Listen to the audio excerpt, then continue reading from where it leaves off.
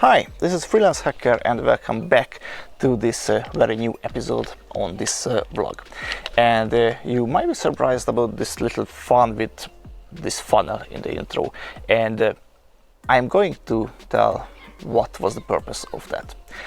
But first of all, let's talk about DOS and DDoS attacks. So what is that, and can we protect ourselves?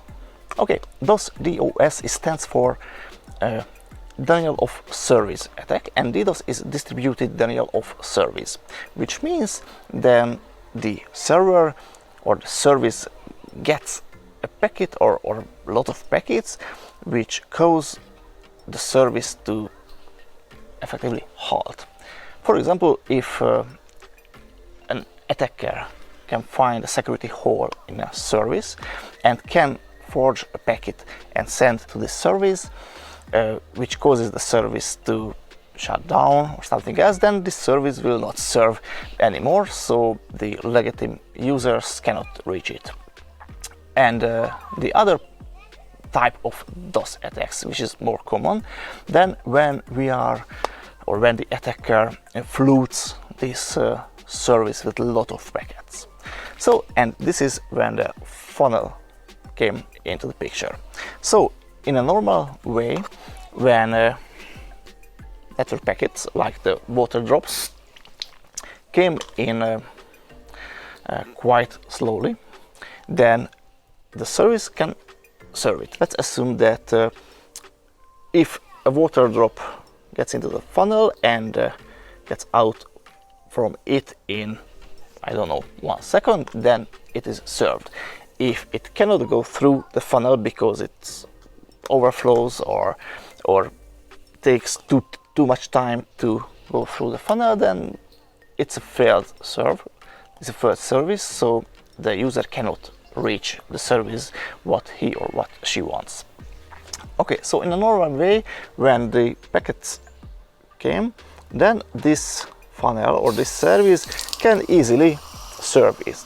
But if there is a flood, so the attacker floods with a lot of packets, then a lot of the water will come over the edge, and this funnel cannot serve all of the packets, all of the requests.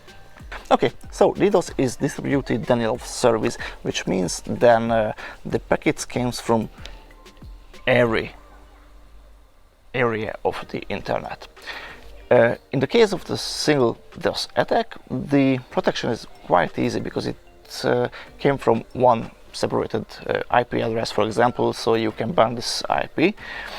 And when the DDoS attack occurs, it means that the IP address is mainly random, so you cannot close down the whole internet, and it's quite difficult to protect yourself because the server or the firewall should filter all the traffic, and when a firewall can even decide the IP address of the incoming packet, then it means it takes some CPU time, takes some bandwidth, and so on.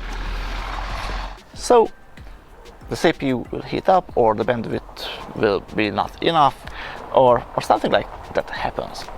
So let's imagine this funnel, and for example, if we would like to protect ourselves from a DDoS attack, then for example, the DDoS protection could be to put a big barrel above this funnel with a small hole which can let the same amount of water fall down which this funnel can handle.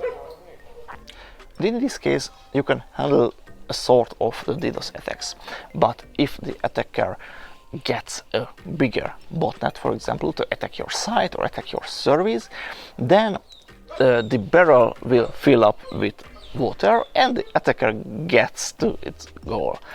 So maybe a lot of ethical hackers or hackers will want my blood because I just say there is no effective protection against DDoS attacks. And maybe you can remember in 2016, maybe in October, when the North American dynamic networks get a big DDoS attack. So several services like Twitter and Instagram and Facebook was down. And if this huge corporate cannot protect itself against the DDoS attack, then I'm afraid your small business provider will not be able. Okay, so that's all for today. I hope you enjoyed this episode, and see you in 1 or 2 weeks. Thanks for watching this. Bye.